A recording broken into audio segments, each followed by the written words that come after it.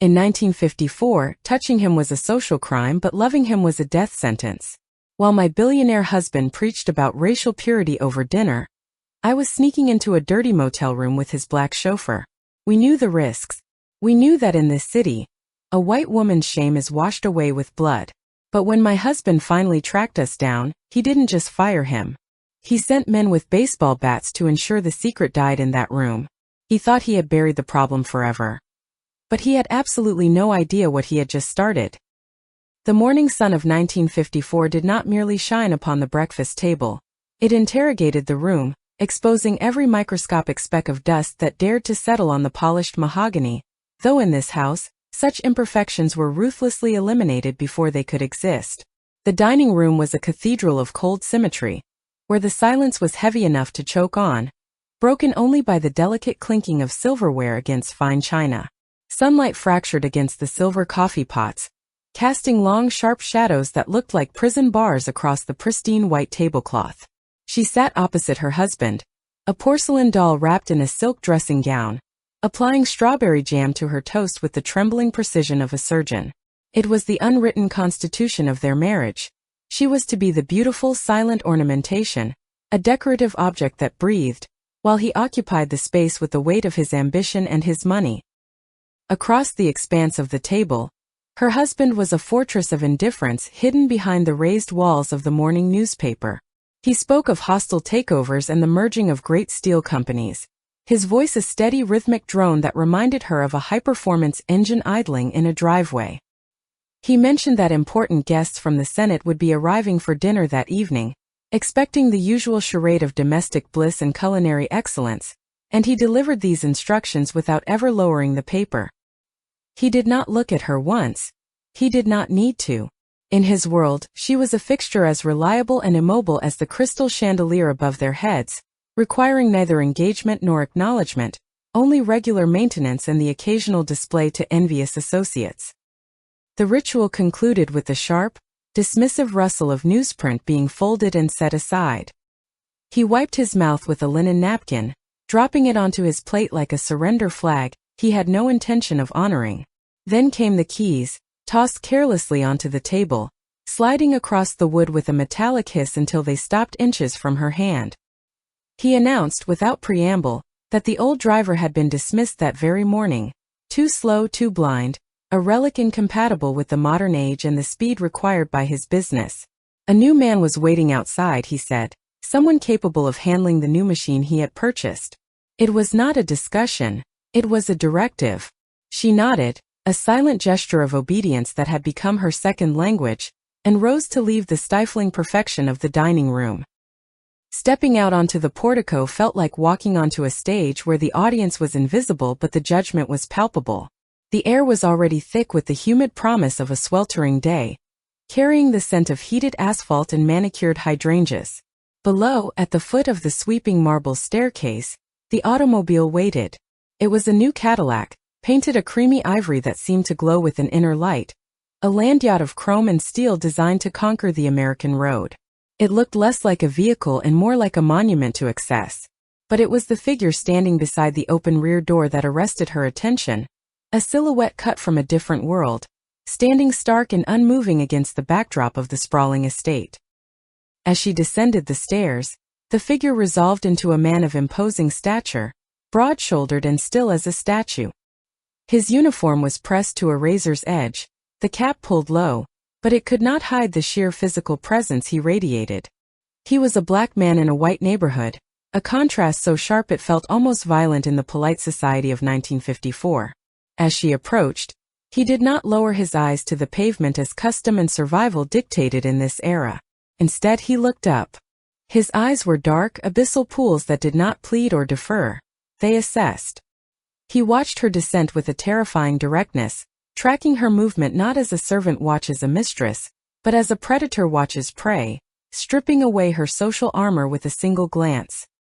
The intensity of his gaze dismantled her composure completely. On the final step, her heel betrayed her, catching on the stone lip. The world tilted and she gasped, expecting the hard impact of the ground. Instead, she was arrested in midair. His hand shot out, clamping around her elbow with the speed of a striking snake. The grip was ironclad, absolute, and shocking in its familiarity. Through the fabric of her expensive jacket, the heat of his palm branded her skin, radiating a raw power that she had never encountered in her sheltered life. It lasted a second too long. A lingering, unauthorized contact that shattered the invisible barriers between them. She looked into his face, breathless, and found no apology there. In that silent, electric moment, she felt not gratitude, but a sticky, cold shiver of dread snaked down her spine. The days that followed my husband's pronouncement dissolved into a strange, rhythmic game, the rules of which were written spontaneously beneath the hum of the engine and the hiss of tires on asphalt. The expansive passenger cabin of the Cadillac transformed into my personal kingdom, a sovereign territory severed from the reality of the outside world by a sheet of tinted glass and centuries of social prejudice. Inside this leather-bound capsule, the air was always cool and scented with my perfume, while outside, the city of 1954 sweltered and shouted.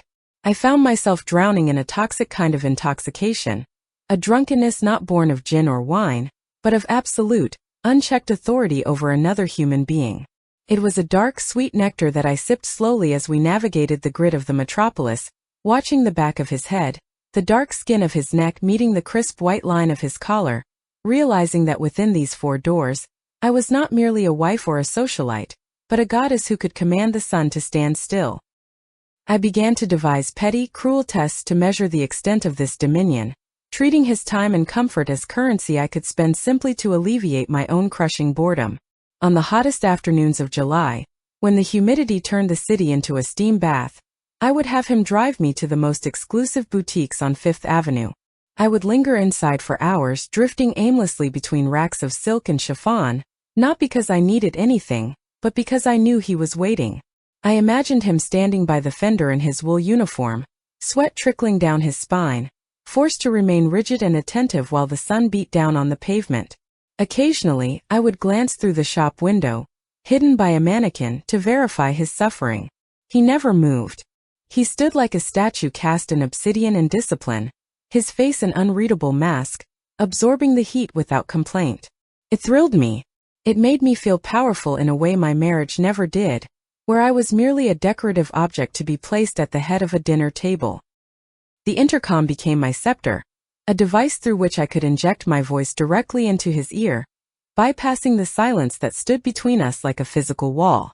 I would issue sudden, nonsensical changes to our route, demanding he turn left into heavy traffic or circle a block 3 times under the pretense of looking for an address I had already forgotten. "Turn here, Thomas," I would command, my voice sharp and imperious, watching for a reaction. "No, not that way, the other way. Are you not listening?" I wanted to see the tension manifest in his body. I wanted to see those broad shoulders, which filled the front of the cabin, tighten under the fabric of his jacket. I wanted to see his knuckles bleach white as he gripped the steering wheel, forcing the massive vehicle to obey my whims. I was poking a sleeping tiger through the bars of a cage, safe in the knowledge that the lock was secure, fascinated by the ripple of muscle and the silent, contained energy that simmered just beneath the surface of his servitude. But the game was not entirely one-sided, though I refused to admit it to myself in the bright light of day. There was a quiet, returning fire that I caught only in glimpses. The rearview mirror became the theater of our unspoken war. I would look up from a magazine, feigning disinterest, only to catch his eyes already fixed on mine in the rectangular glass. They were dark, heavy eyes framed by thick lashes, and they did not hold the subservient emptiness I was accustomed to in the help. When he looked at me, he did not see a checkbook or a boss. He saw a woman. It was a gaze that stripped away the layers of silk and propriety, a look that was both an assessment and a challenge. He would hold my gaze for a fraction of a second too long before returning his attention to the road, leaving me with a racing heart and a flush on my cheeks that had nothing to do with the summer heat. It was a violation of the hierarchy, a subtle act of rebellion that terrified and exhilarated me in equal measure, making the air in the cabin feel thin and charged with static. The inevitable escalation arrived on a Tuesday, born of a reckless mood that had been festering in me all morning like a fever. We were driving back from a charity luncheon, the car gliding through the safe, manicured avenues of the upper crust, when a sudden urge to shatter the glass perfection of my life took hold. I depressed the button of the intercom and ordered him to turn south, directing him away from the park and toward the neighborhoods where the ink of the map turned dark and uncertain. The transition was stark. The limestone facades gave way to crumbling brownstones. The clean sidewalks were replaced by stoops crowded with people who looked at the passing Cadillac with a mixture of hostility and hunger. I felt like a tourist in a zoo, protected by steel and glass, observing the raw, unpolished edges of a life I was forbidden to touch. I wanted to provoke him, to force a crack in that stoic armor he wore so effortlessly. "Stop here," I said suddenly, my voice ringing loud in the quiet cabin as we rolled through a block that smelled of exhaust and frying oil. "I need cigarettes." The car slowed to a crawl, but he did not pull over immediately. Instead, his deep voice came through the speaker, hesitant and laced with a friction I had never heard before. "Ma'am," he said, the word heavy with warning. "This is not a place for you to stop. It is not safe. We should continue to the avenue." His objection was rational, protective, and exactly what I needed to snap the tension that had been coiling in my gut. How dare he? How dare he presume to tell me where I could and could not exist? The audacity of his concern felt like an insult to my authority, a reminder that he thought of me as something fragile that needed guarding, rather than a mistress who commanded his world. I leaned forward, pressing my face close to the partition, my voice dropping to a temperature that could freeze water. "I did not ask for your opinion on the neighborhood, Thomas," I said, spacing the words out with deliberate, cutting precision. "I gave you an instruction. You seem to forget who pays your salary and who wears the uniform. Pull over. Now." The silence that followed was deafening, a vacuum in which I could hear my own pulse thumping in my ears. For a heartbeat, I thought he might refuse, that he might simply keep driving and assert a masculine dominance that superseded his employment.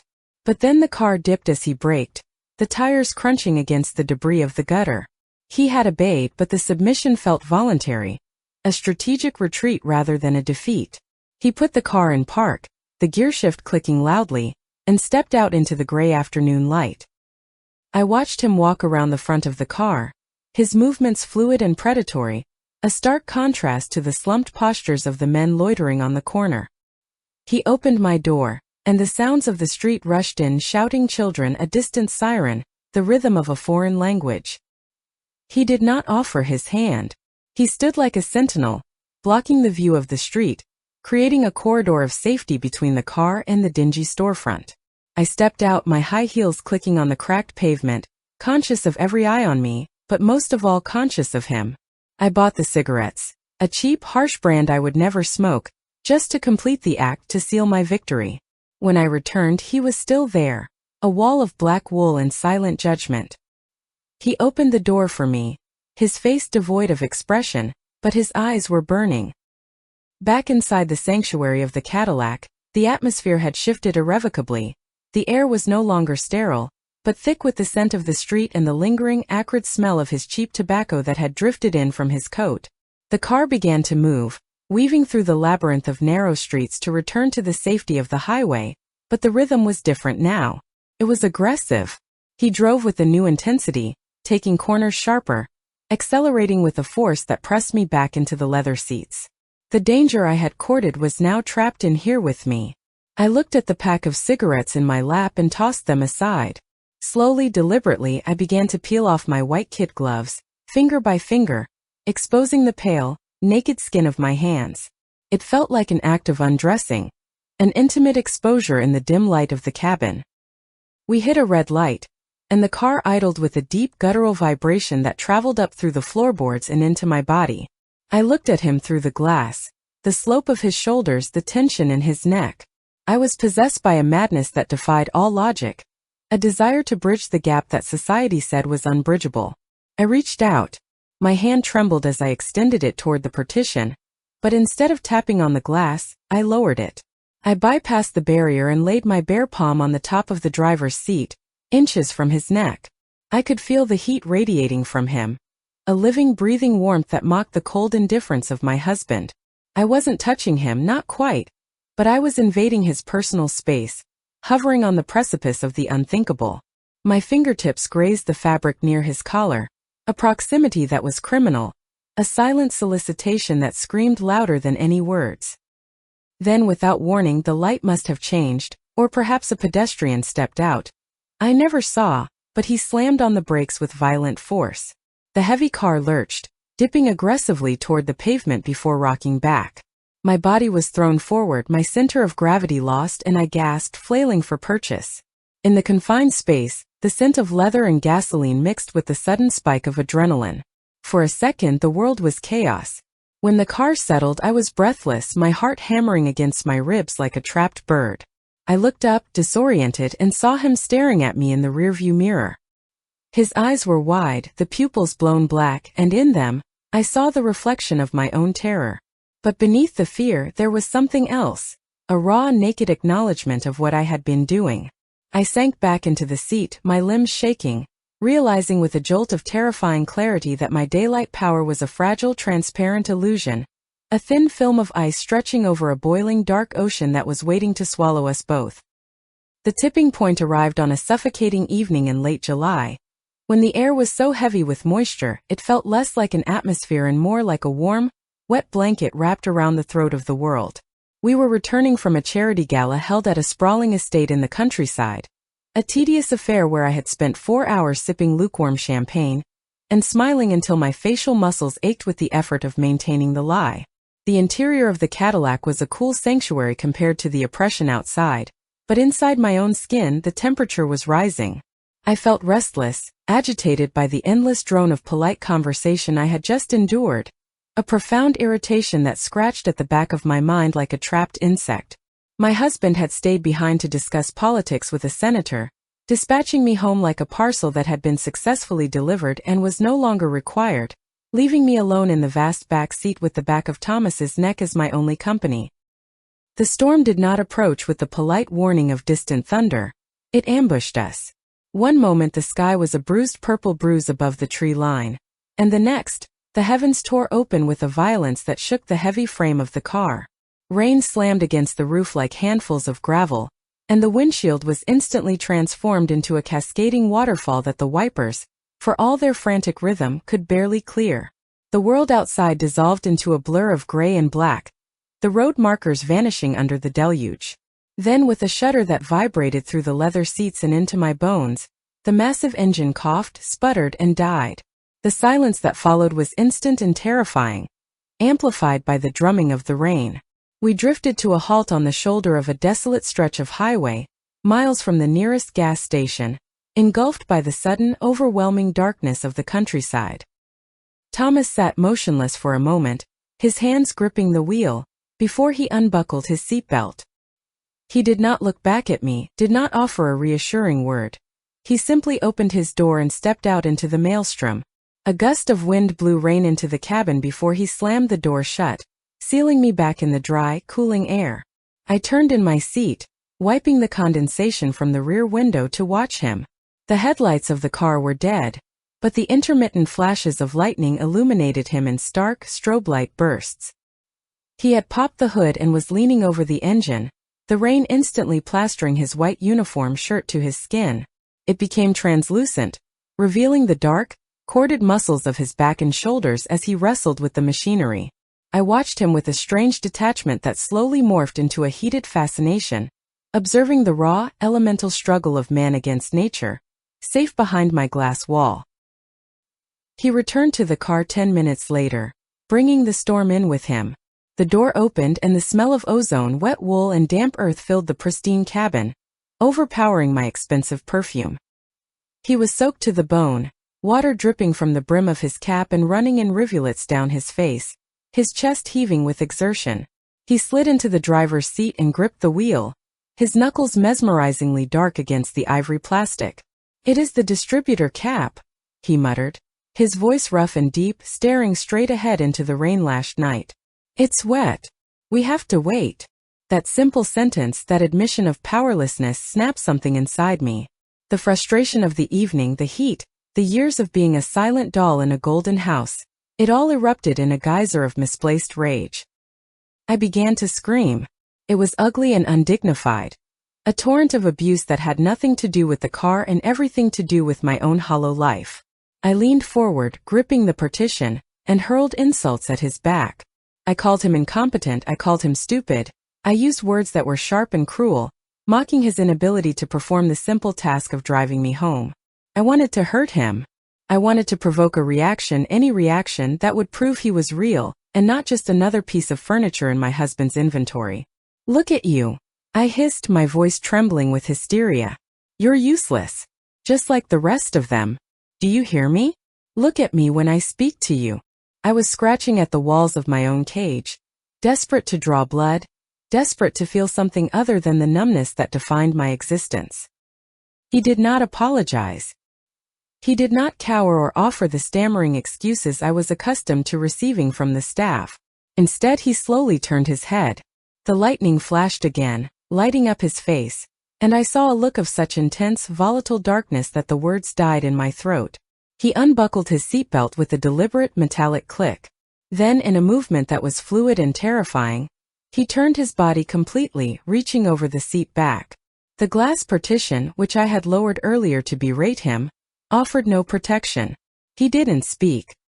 He reached out, his large, wet hand clamping around the back of my neck, fingers tangling in my perfectly coiffed hair, and pulled me forward. It wasn't a request, it was a summons. He crushed his mouth against mine. It was not a kiss of romance or affection. It was an act of war, a territorial claim staked in the heat of battle. His lips were cold from the rain, but his mouth was searing hot, tasting of rainwater and suppressed fury. I gasped, shocked by the violation, but the sound was swallowed by his aggression. He kissed me with a hunger that bordered on violence, punishing me for my words, stripping away my title and my status with the friction of his skin against mine. My hands, which had been raised to push him away, faltered and then clutched at the wet fabric of his shirt, pulling him closer. In that chaotic, suffocating moment, the power dynamic that governed our lives didn't just shift, it shattered into dust. I wasn't the mistress of the house anymore. I was just a woman, and he was the storm that had finally broken through the windows.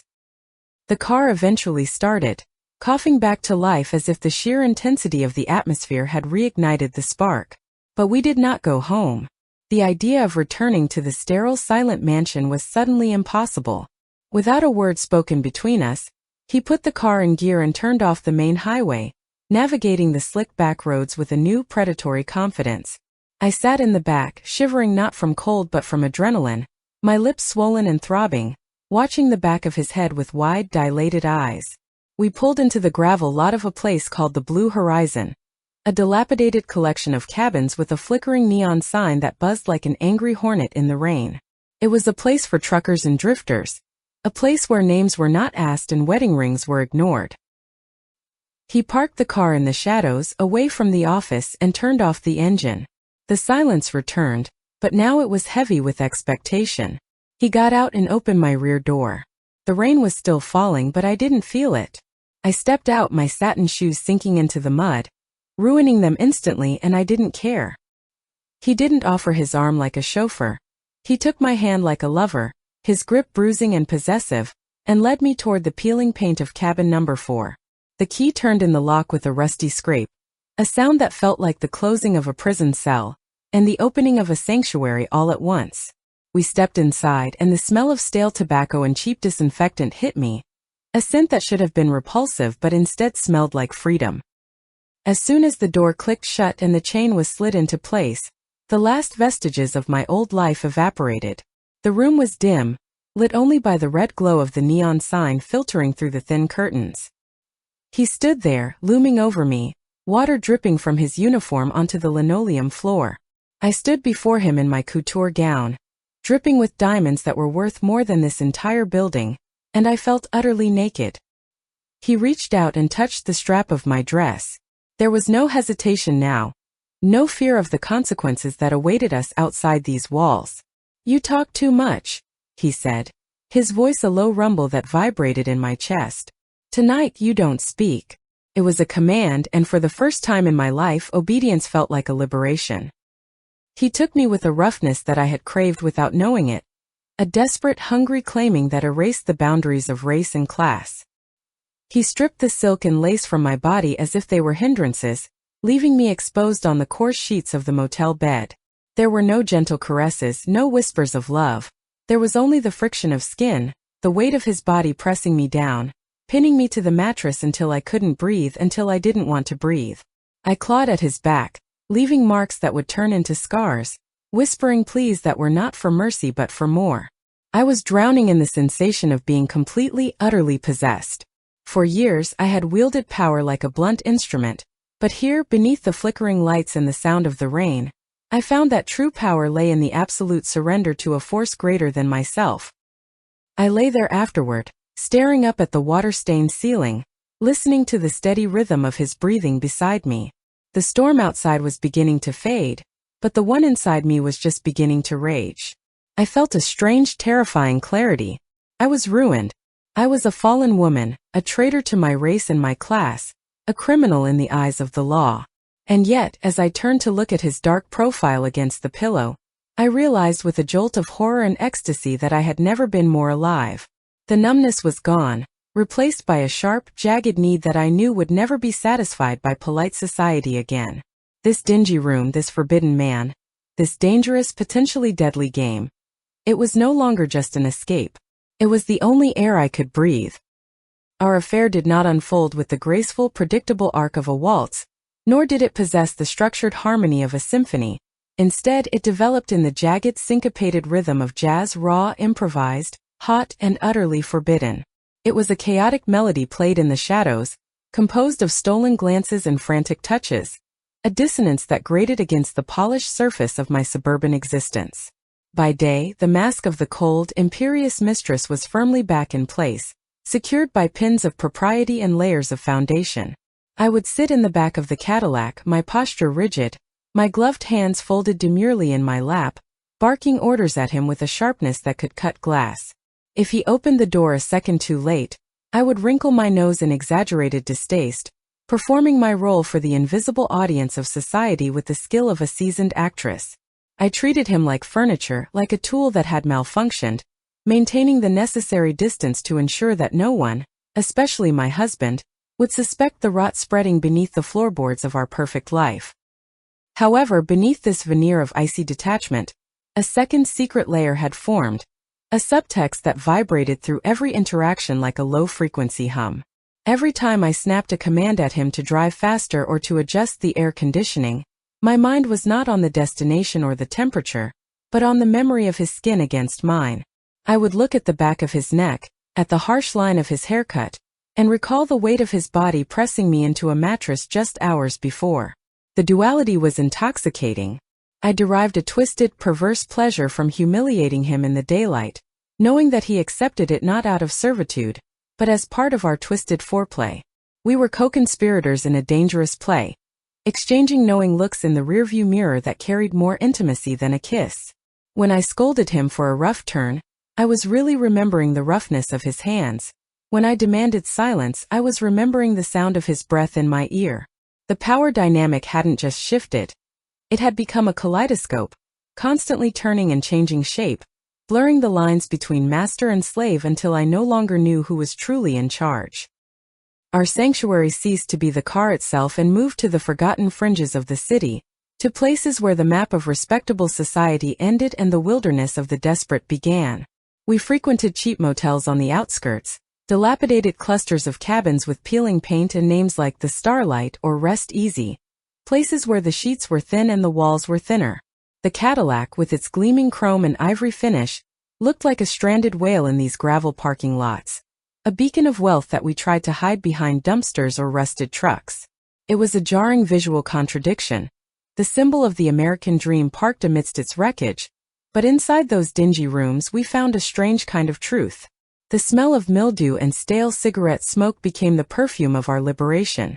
In these spaces, stripped of our titles and our clothes, we were simply two bodies colliding in the dark, desperate to bridge the chasm that history had dug between us. The intimacy we shared was not tender. It was a fierce, furious method of communication, a way to scream without making a sound. Sex became a battleground where we sought to erase the boundaries of race and cast through sheer physical force. I clawed at his back, leaving red welts that he would have to hide beneath his uniform jacket, marking him as my property in a way the law forbade. In return, he left bruises on my hips and thighs, dark fingerprints that bloomed like violets on my pale skin. Each morning I would trace these marks in the privacy of my dressing room, covering them with layers of crinolines and heavy silk skirts, hiding the evidence of my transgression. These hidden injuries were our secret vows, tangible proof that the madness was real. Walking through my husband's house with a bruised body gave me a secret thrill, a constant throbbing reminder that while my image belonged to the white world, my flesh had been claimed by something else entirely. It was a walking on the razor's edge, a constant flirtation with disaster that made the blood sing in my veins. The danger that stalked us finally materialized on a humid Tuesday evening, not as a phantom but in the terrifying shape of a police cruiser. We had stopped at a lonely gas station on a desolate stretch of highway to refuel, the kind of place where the attendant sleeps in the back and the moths swarm the single flickering overhead bulb. The Cadillac was purring softly, and the air was thick with the scent of gasoline and impending rain. I was in the back seat, feigning sleep while Thomas stood by the pump. Suddenly, the gravel crunched under heavy tires, and the distinct black and white silhouette of a patrol car pulled up beside us. My heart dropped into my stomach, a cold stone of terror. In 1954, a black man driving a luxury car with a white woman in the back was not just suspicious. It was an invitation for violence. The officer, a large man with a flushed face and eyes hard as flint, stepped out, hitching up his belt. He walked slowly around the Cadillac, tapping his baton against his thigh, a rhythmic sound that echoed like a countdown. I froze, forcing my breathing to remain shallow and even, watching through half-closed lids as Thomas stiffened. He did not panic. He wiped his hands on a rag and stood at attention, removing his cap, assuming the posture of harmless subservience that was his only shield. The officer approached him, ignoring the pump, and began to ask questions in a drawl that dripped with menace. "Whose car is this, boy?" he asked, leaning in close, invading Thomas's space. "You got papers for this boat?" Thomas answered quietly, respectfully, producing the registration and his license, playing the part he had rehearsed his entire life. But the officer wasn't satisfied. He circled the car, peering through the windows, his flashlight beam cutting through the gloom and landing on me. I sat up, blinking as if woken from a deep slumber, arranging my face into a mask of annoyed aristocratic confusion. "Officer," I said, my voice steady despite the trembling in my hands. "Is there a problem? We are running late for a dinner engagement." The officer tipped his hat, his eyes lingering on me with a mixture of deference and suspicion. "Just checking, ma'am. Make sure everything's in order. Lot of car theft these days." He leaned his arm on the open window frame of the driver's side, casually, arrogantly, trapping us in his orbit. It was then, in the midst of this interrogation, that the insanity took hold. Thomas had returned to the driver's seat to retrieve another document the officer had demanded. As he reached across the console, his hand didn't stop at the glove box. In a movement masked by the darkness of the cabin's lower half, his left hand slid backward, slipping through the gap between the seats. I had a cashmere throw blanket across my lap to ward off the evening chill. Under the cover of that wool, his hand found my knee. I stopped breathing. The officer was standing right there, inches away, illuminated by the harsh station lights, checking the license against a clipboard. His hand moved higher, sliding up my thigh with a deliberate possessive pressure. It was a gesture of absolute madness. If the officer looked down, if I gasped, if Thomas flinched, it would be over. We would be dragged out, beaten, perhaps killed right there on the oil-stained concrete. But Thomas didn't look at me. He looked straight at the officer, answering a question about the vehicle's mileage with a calm, steady voice. "It has 10,000 miles, sir. The mister barely drives it." Meanwhile, his fingers dug into my flesh, gripping me with a bruising intensity that was half warning, half claim. He was asserting his dominance in the face of death, touching what was forbidden right under the nose of the law. I sat paralyzed, a statue of ice on the outside, while beneath the blanket, my skin burned where he touched me. The terror was absolute, a cold grip on my throat, but mingled with it was a jolt of arousal so sharp it made my vision blur. "All right then," the officer said finally, handing the papers back through the window. He slapped the roof of the car twice, a sound that rang out like a gunshot. "You drive careful now. And keep to the main roads." He stepped back, hitching his belt again, watching us with the bored malice of a predator that has decided not to bite just yet. Thomas withdrew his hand slowly, the loss of his touch leaving a ghostly ache on my leg. He started the engine, his movements deliberate and unhurried, and pulled the Cadillac out onto the road. We didn't speak for miles. The silence in the car was heavy, vibrating with the aftershocks of what had just happened. I looked at the back of his head, at the steady hands on the wheel, and realized with a sickening lurch that we had crossed a line from which there was no return. The proximity to death, the brush with total ruin, it hadn't scared us straight. It had acted like gasoline on a fire. I touched my thigh where his hand had been, feeling the phantom pressure, and knew that this addiction to the edge would eventually destroy us both. My husband began to suspect, not with the clumsiness of a jealous fool, but with the terrifying, quiet precision of an apex predator sensing a shift in the wind. He was not a man who needed to see a lipstick stain on a collar or read a hidden letter to know that the ground beneath his feet had shifted. He was a creature of commerce and conquest, a man whose entire fortune was built on the ability to detect weakness and deceit in the eyes of his competitors, and he turned that cold, analytical gaze upon me. The change in the house was subtle at first, a drop in temperature that had nothing to do with the thermostat. His silence at the breakfast table, once a manifestation of his indifference, transformed into a heavy, suffocating weight. He would watch me over the rim of his coffee cup, his eyes narrowing slightly as if he were trying to solve a complex equation, looking for the variable that didn't fit. I could feel his attention tracking me like a spotlight, burning the back of my neck, even when I left the room, a sensation that made my skin crawl and my hands tremble as I poured his tea. The psychological warfare began at the dinner table, where he turned our evening meals into trials of endurance. His conversation, previously limited to the dry statistics of steel production and stock market fluctuations, took a dark, venomous turn. He began to make jokes that were not jokes at all, but thin veils for a deep, simmering rage. He spoke of standards and breeding, using the polite, coded language of the 1954 elite to mask a brutality that was ancient and ugly. He would slice his steak with surgical precision, the knife screeching against the china, while he discoursed on the dangers of mixing elements that were never meant to combine. He talked about how the city was rotting from the inside, how the darker elements were forgetting their place, and how it was the duty of men like him to maintain the purity of the social order. Every word was a needle aimed at my conscience. Every pause a trap waiting for me to stumble into a defense that would reveal my guilt. I sat there, a statue of ice, forcing myself to swallow food that tasted like ash, terrified that the pounding of my heart was audible in the silence between his sentences. The tension finally snapped on a Tuesday evening in late August, during a dinner party we hosted for a visiting senator and his vapid wife. The dining room was a theater of candlelight and crystal, the air thick with the smell of roasting lamb and expensive cigars. Thomas was serving wine, moving around the table with his usual silent grace, a ghost in a white uniform. I was watching him, trying desperately not to watch him, when my husband's voice cut through the polite chatter like a whip. He called Thomas over, not to request a refill, but to inspect the bottle. With a sneer that twisted his handsome face into something demonic, he loudly proclaimed that the wine was corked, blaming the driver's incompetence for ruining a vintage he couldn't possibly understand. It was a lie, the wine was perfect, but the truth didn't matter. In a fit of staged theatrical rage, my husband swept his arm across the table, knocking a crystal goblet to the floor. The sound of shattering glass was shocking, a violent punctuation mark that silenced the room instantly.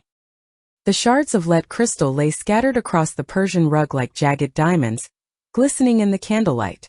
My husband leaned back in his chair, his eyes locking onto Thomas with a look of pure, distilled hatred. "Clean it up," he commanded, his voice low and devoid of emotion. When Thomas moved to retrieve a dustpan from the sideboard, my husband stopped him with a sharp bark. "No," he said, and a terrible smile played on his lips. "Use your hands. You broke the mood, you fix it. Pick it up. Now." The room went deathly still. The senator looked at his plate. His wife adjusted her pearls nervously. No one spoke. No one moved. It was a grotesque display of power, a public execution of dignity designed solely to remind everyone in that room of the hierarchy. I sat there, gripping the stem of my own glass so hard I thought it would snap, my knuckles turning white. I wanted to scream. I wanted to overturn the table and drive the carving knife into my husband's chest. But I did nothing. I sat frozen in my cowardly perfection, watching the man I loved kneel on the floor. I watched in agonizing slow motion as Thomas lowered himself to the carpet. His face was a mask of stone, betraying not a flicker of the humiliation that must have been burning him alive. He began to pick up the shards. I saw the large, dark hands that had held me with such passion now moving with careful, deliberate slowness among the razor-sharp glass. I saw a thin line of bright red blood well up on his thumb where a jagged edge sliced the skin, then another on his palm. He did not flinch. He collected every piece, placing them into his other hand, creating a small mountain of broken glass and his own blood. My husband watched him with the cold curiosity of a scientist observing an insect, sipping his wine, savoring the degradation. When Thomas finally stood up and left the room, leaving small dark stains on the wool rug, I felt something inside me die. The last tether of my old life, the final thread of duty and fear that bound me to this house, snapped with the sound of that glass breaking. I waited until the house was asleep, until the heavy rhythmic breathing of my husband filled the master bedroom, sounding to me like the growl of a sleeping beast. I slipped out of bed, moving like a thief in my own home, dressing in the dark with trembling hands. I didn't take my car. I ran down the driveway, my heels clicking on the asphalt, until I reached the main road where I flagged down a passing taxi. I gave the driver the address of the motel, ignoring his raised eyebrow and the judgment in his eyes. I didn't care. The only thing that mattered was reaching him. I needed to wash the blood from his hands. I needed to kneel before him and beg for forgiveness, to abase myself to balance the scales of the universe. I needed to prove to him and to myself that he was not a servant but a king, and that I was the one who was unworthy. The drive felt endless, the city lights blurring into streaks of neon that looked like wounds in the night sky. When I arrived at the motel, cabin number 4 was dark, but the door was unlocked. I slipped inside and found him sitting on the edge of the bed, staring at his bandaged hands. He didn't look surprised to see me. He looked resigned, as if he had been waiting for the final act of a tragedy we had both memorized. I went to him, falling to my knees between his legs, weeping without sound. I kissed his palms, tasting the metallic tang of blood and the salt of my own tears, whispering frantic, disjointed apologies. He silenced me not with words, but by pulling me up into his arms. There was no anger in him, only a profound, crushing sadness. We made love that night with a desperation that terrified me. It wasn't about pleasure. It was about survival. It was a feverish attempt to merge our bodies into one, to create a fortress of skin and sweat that the outside world couldn't breach. We clung to each other, drowning in the scent of rain and cheap soap, trying to memorize the texture of existence before it was snatched away. Our passion was so consuming, a roaring fire that deafened us to the world, that we lost the instinct for self-preservation. We did not hear the tires crunching on the gravel outside, distinct from the passing highway traffic. We did not hear the engines of 2 large, black sedans turning off their lights as they coasted into the parking lot. We did not hear the heavy, muffled footsteps of men who knew how to move in the dark, men who were paid to be efficient and silent. The warning came too late. A shadow passing over the thin curtains, blocking out the red glow of the neon sign.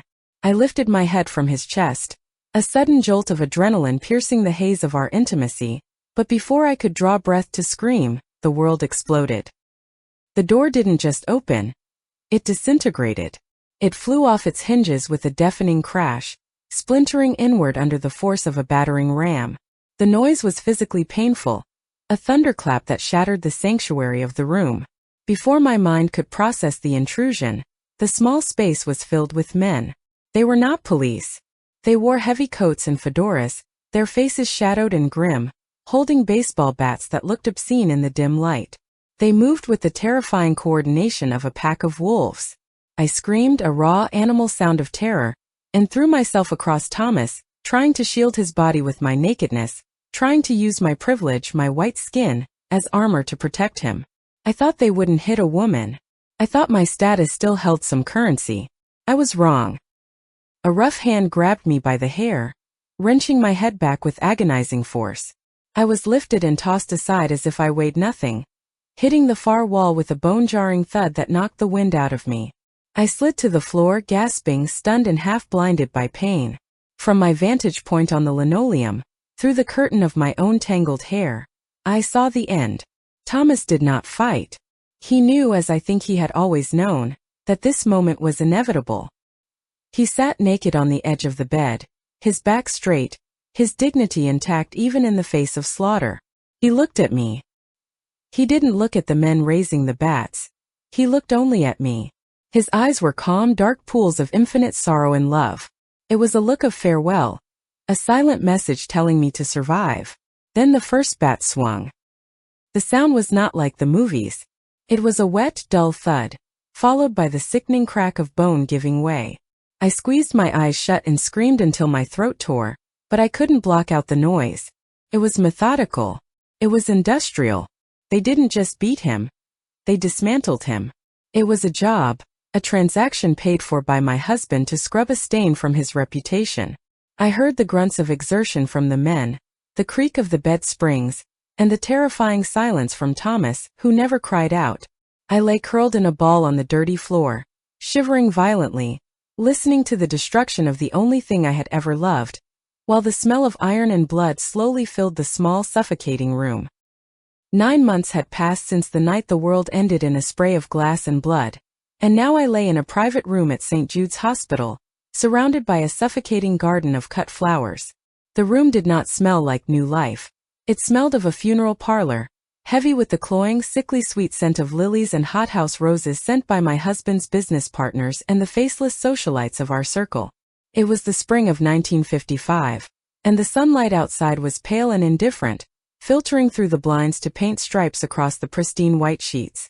I lay propped up against a mountain of stiff, starched pillows, my body aching with a profound, bone-deep exhaustion that had less to do with labor and everything to do with the burden of survival.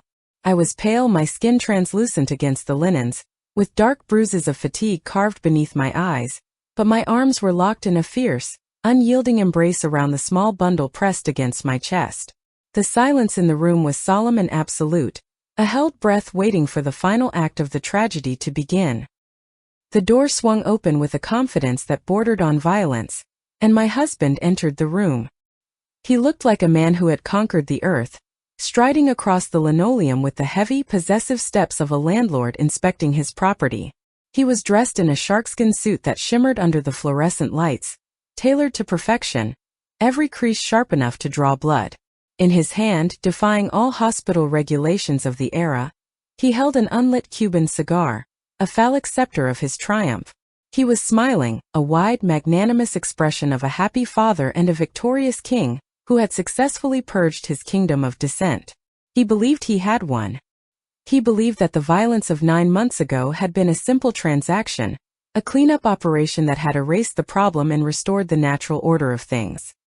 He looked at me with a proprietary gleam in his eyes, seeing not a woman, but a vessel that had finally performed its duty, delivering an heir to secure his legacy.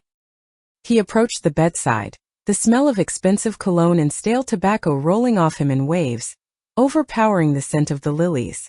"Well," he boomed, his voice too loud for the hushed reverence of the maternity ward. "Let's see him. Let's see the future CEO." He didn't ask how I was. He didn't touch my hand or kiss my forehead. His focus was entirely on the bundle in my arms, the prize he felt he had purchased with his money and his violence. I felt a cold, hard knot of satisfaction tighten in my stomach, a sensation that was sharper than fear. I didn't move to help him. I simply watched him with dead, flat eyes as he reached out with his manicured hands, hands that had paid the men with the bats, and took the corner of the lace blanket. He pulled it back with a flourish, expecting to see a miniature reflection of his own vanity, a pale, squalling replica of the Italian-American aristocracy he worked so hard to emulate. The smile did not vanish instantly. It froze, then slowly curdled, sliding off his face like wet paint down a wall. He stood paralyzed, his hand still gripping the edge of the blanket, staring down into the crib. The silence that descended on the room was heavy enough to crush bones. It was a physical weight, pressing against the eardrums, a ringing void where the world had stopped turning. Lying there wrapped in white was a baby who was undeniably beautifully not his. The child's skin was a rich, creamy shade of coffee with milk, a defiant contrast to the sterile whiteness of the hospital linen. His hair, even now, was a thick cap of dark, tight curls that refused to lie flat, winding in the chaotic, spirited manner of a man whose body had been broken in a cheap motel room. The baby slept peacefully, unaware that his very existence was an act of revolution, a living testament to a love that had been punishable by death. My husband's face went through a terrifying transformation. The flush of victory drained away, leaving him a sickly waxen gray, before a tide of crimson rage rushed up from his neck. His eyes bulged, the veins in his forehead throbbing with a dangerous erratic rhythm. He opened his mouth and a guttural sound began to form in his throat. A roar of denial, a curse, a demand for an explanation that he already understood. He looked from the child to me, his expression twisting into a mask of pure, unadulterated horror. He saw the truth. He saw the betrayal. He saw the ghost of the man he had murdered staring back at him from the innocent face of the infant. The air in the room vibrated with the potential for violence. For a second I thought he might strike me or worse strike the child. The reality of his cuckoldry was naked and screaming in the silence, a humiliation so total it threatened to annihilate him. But I was ready. I had had 9 months to prepare for this moment, 9 months to construct the cage I would lock him in for the rest of his life. Before he could unleash the torrent of abuse gathering on his tongue, I spoke. My voice was calm, steady, and laced with a cold, iron authority that stopped him in his tracks. "Darling," I said, meeting his bloodshot gaze with the same defiant look I had once given my lover in the rearview mirror. "Look at him. He is the spitting image of your grandfather. The one from Sicily." I paused, letting the words hang in the air like a guillotine blade. "You remember, don't you? You always told me how strong the Southern blood is in your family. How dark the Sicilians can be. He is a true throwback to your ancestors. A real Italian."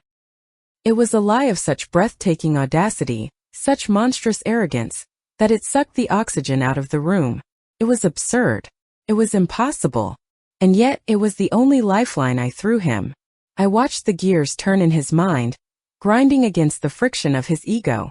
He stood at a crossroads. To scream the truth, to deny the child, would be to admit to the world that his wife had despised him enough to sleep with the black chauffeur. It would make him a laughingstock, a cuckold, a man who couldn't control his own house. The scandal would destroy his social standing, his business, his carefully constructed myth of superiority. The city would whisper, the papers would speculate, and his reputation, the only thing he truly loved, would be incinerated. Or he could swallow the lie. He could accept the story I had handed him, claim the child as a genetic quirk of his Mediterranean heritage, and keep his mask intact. The struggle on his face was grotesque. His jaw worked furiously, the muscles bunching and releasing as he fought to swallow the bile of his hatred. He looked at the baby, the living evidence of his failure, and then he looked at me. He saw no fear in my eyes, only a challenge. He realized then that I had trapped him. I held the keys to his dignity, and the price was his complicity. He had to raise the son of the man he killed, or he had to destroy himself. The silence stretched until it was agonizing, a taut wire ready to snap. Finally, the tension went out of his shoulders. He slumped, defeated by his own vanity. He swallowed heavily, the sound loud in the quiet room, and forced the corners of his mouth upward into a rictus that vaguely resembled a smile. It was a terrifying, hollow expression, devoid of any humanity. He reached out a trembling hand and touched the baby's cheek. His fingers were stiff, repulsed by the contact, but he maintained the charade. "Yes," he rasped, his voice sounding like it was being dragged over broken glass. "Yes, of course. My grandfather. The resemblance. It is undeniable." He looked at me with eyes full of poisonous hate, a promise of a cold, loveless future, but he had surrendered. "A real Italian," he muttered, trying to convince himself as much as the imaginary audience. "My blood." He withdrew his hand quickly, wiping it on his trousers as if he had touched something unclean, and stepped back from the crib, unable to look at the child for another second. He turned on his heel, muttering something about cigars and nurses, and fled the room, a broken conqueror retreating to his castle of lies. I watched the door close behind him, listening until his heavy footsteps faded down the corridor.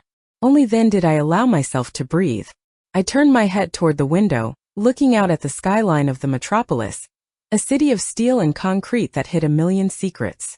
I pulled the blanket tighter around my son, feeling the steady, strong beat of his heart against mine. A small, cold smile touched my lips, a smile that would never be seen by the society pages. My husband had thought he could erase Thomas with a baseball bat and a bribe, but he was wrong. He would pay for Thomas's son to go to the best schools. He would buy him cars and suits. He would give him his name and his fortune. Every day, for the rest of his life, he would have to look into the face of the man he murdered and call him son. I kissed the dark, curly head of my baby, whispering a promise into the sterile air. The killer would raise the victim, and in that twisted, tragic justice I had found my victory.